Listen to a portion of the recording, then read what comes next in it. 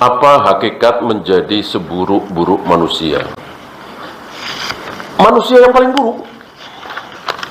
Manusia yang paling buruk. Ya, kafir. Apa iya ada manusia paling buruk tapi nggak kafir? Ya. Buruk, paling buruk ya kafir. Lebih buruk dari binatang. Ulaika kal an'am bal hum adall. Lebih sesat, lebih buruk dari binatang. Itulah orang-orang kafir. Yang hidup saat kiamat tiba, ya kafir semua. Maka syirarun nas. Termasuk yang menjadikan kubur-kubur sebagai tempat ibadah. Syirik kan? Syirik apa? Kufur. Ya. Kita nggak bahas saudara kita yang terkena subhat, tertipu, ya. Orang-orang yang memang ada keyakinan bahwa sholat itu, ibadah itu yang baik adalah di kuburan. Ini bukan satu dua kaum muslimin yang berpendapat seperti ini. Dan ini terancam kufur. Karena syirik, musyrik adalah kafir, kafir adalah musyrik. Ya. Berbeda dengan Islam iman. Iman pasti Islam, Islam belum tentu iman. Iman belum tentu ihsan, ihsan pasti iman, pasti Islam. Adapun kafir dan musyrik, dua-duanya. Kafir pasti musyrik, musyrik pasti kafir. Bolehkah hasbunallah wa ni'mal wakil dijadikan zikir harian? Dengan aturan sendiri tidak boleh. Misalnya antum bikin aturan sendiri, setiap pagi saya baca sekian, setiap sore saya baca sekian, jangan.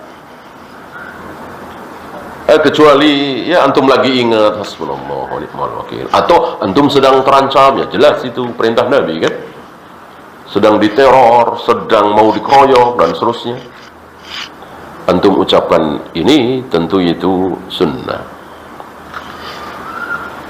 Kalau di luar itu ya jangan bikin aturan, jangan yang tiga itu, ingat-ingat yang tiga itu, waktu, tempat, bilangan.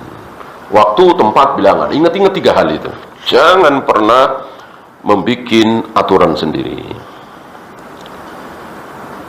Rajin sholat, puasa, baca Al-Quran, tapi akhirnya masuk neraka. Apa penyebabnya? Banyak. Mungkin dia tidak ikhlas. Mungkin ibadahnya syirik, keyakinannya syirik. Kan banyak orang yang rajin sholat, puasa, baca Al-Quran, zikir, wirid, dermawan, tapi dia meyakini bahwa Rasulullah bisa menurunkan hujan dari dalam kuburnya, misalnya. Kan ada sebagian kaum muslimin yang meyakini seperti itu. Maka sekali waktu kita panggil-panggil Allah, ya Allah, ya Allah. Sekali waktu kita panggil-panggil Rasulullah, ya Rasulullah, agisna, agisna. Kan ada sebagian tarekat-tarekat sufiyah seperti itu. Minta hujan kepada Rasulullah, minta rizki kepada Rasulullah. Apa? Kekal di neraka selama-lamanya. Padahal rajin sholat, rajin puasa. Waliyadzubillah. Betapa pentingnya dakwah tauhid. Betapa pentingnya dakwah tauhid. Sementara sebagian dai hari ini menganggap nggak penting. Sudah pada lulus, kata siapa? Ya. Apa benar kematian satu ulama lebih musibah daripada kematian 1000 ahli ibadah? Mungkin, ya. Secara dalil saya tidak tahu, tetapi secara kenyataan itu ya betul kan? Ya betul kan? Ketika ahli ibadah yang tidak berilmu mati, apa ruginya bagi kaum muslimin? Coba orang yang berilmu mati, nggak ada lagi yang menasihati, apalagi yang selama ini mengatakan ini syirik, ini bid'ah, udah nggak ada lagi, ya. Musibah yang sangat besar. Oleh karena itu musibah terbesar di muka bumi apa? Masih ingat? Iya, meninggalnya Rasulullah SAW. Itu musibah terbesar. Adakah yang lebih besar? Nggak ada. Nggak ada. Musibah terbesar yang menimpa kaum muslimin adalah wafatnya Nabi SAW. Ya bayangkan, sekelas Umar yang Kalau di jalan papasan dengan setan jin lari jalan lain, kayak apa mulianya, ilmunya, ketakwaannya. Begitu Nabi wafat, Umar seperti orang yang bodoh sekali, ya, teriak-teriak seperti orang bodoh. Siapa yang mengatakan Rasulullah meninggal akan aku pukul dengan pedangku ini, sambil menghunus pedangnya. Kan bodoh itu, ya. Alhamdulillah masih ada Abu Bakar. Akhirnya Umar sadar.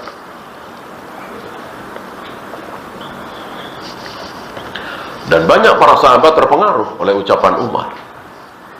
Maka ketika Umar teriak-teriak sambil berbicara itu banyak yang dengerin. Ya mungkin mereka berharap mudah-mudahan benar, mudah-mudahan Umar benar. Kan Umar mengatakan Rasulullah tidak meninggal. Rasulullah seperti Nabi Musa sedang menghadap Allah 40 hari, nanti akan balik lagi. Ngarang ini kan, ngarang, nggak ada wahyu seperti itu. Ya karena ya begitulah, meninggalnya Nabi musibah yang sangat dahsyat. Maka Umar menjadi seperti itu. Tidak diberi minum, pakaian, apakah termasuk para nabi, rasul, dan para sahabat? Bagaimana dengan 7 golongan yang diberikan naungan oleh Allah? Iya, termasuk.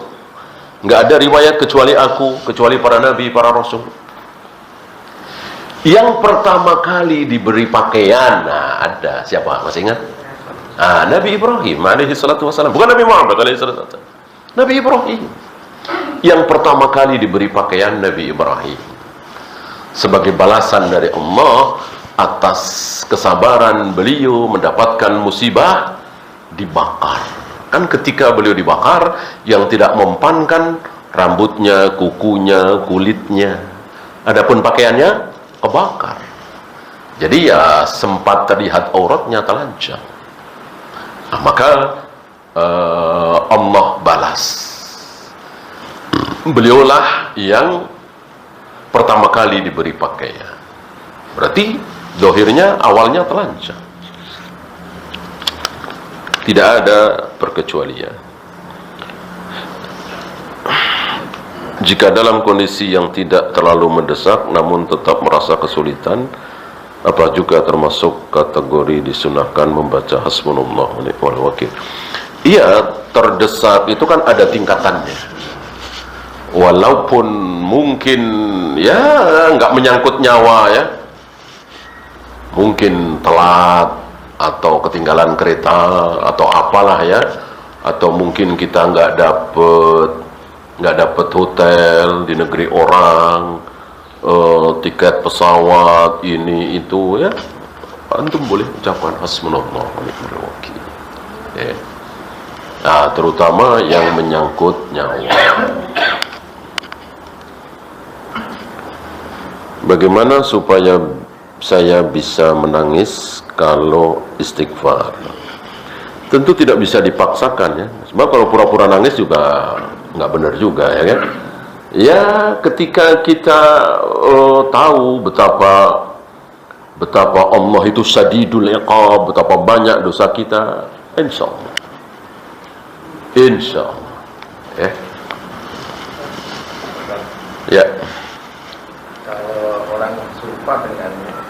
Sumpah demi Allah demi Rasul itu boleh nggak boleh, syirik itu.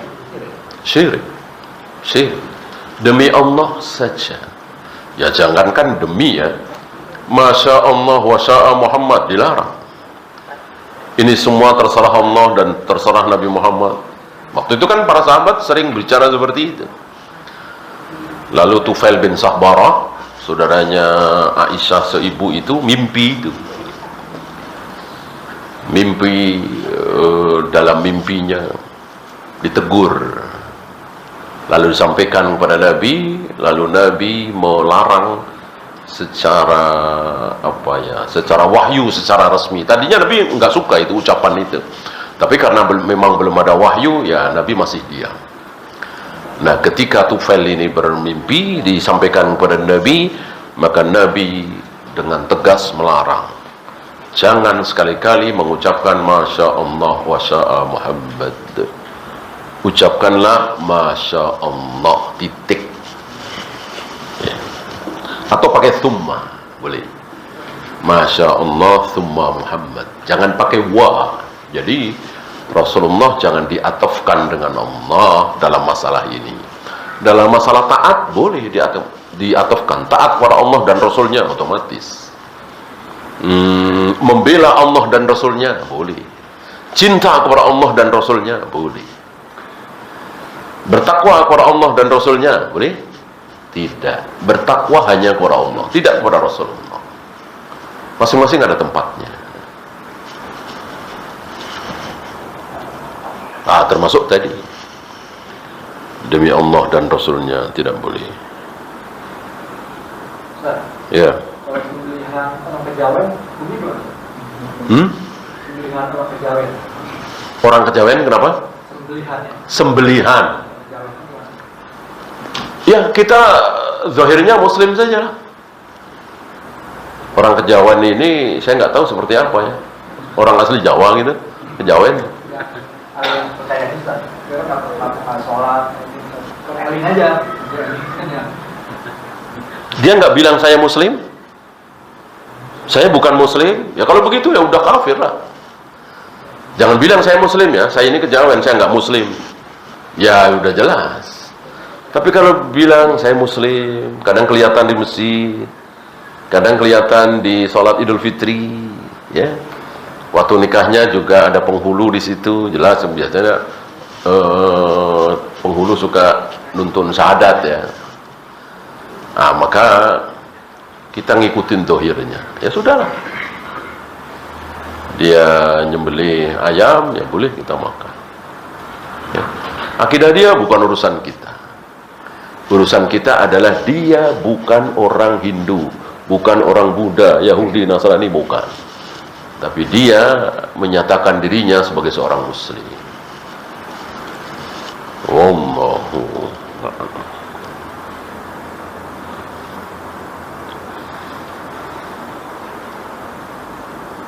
Habis? Kalau habis kita akhiri. Subhanakallahumma bihamdika asyhadu an la ilaha illa anta astaghfiruka wa atubu ilaik. Assalamualaikum warahmatullahi wabarakatuh.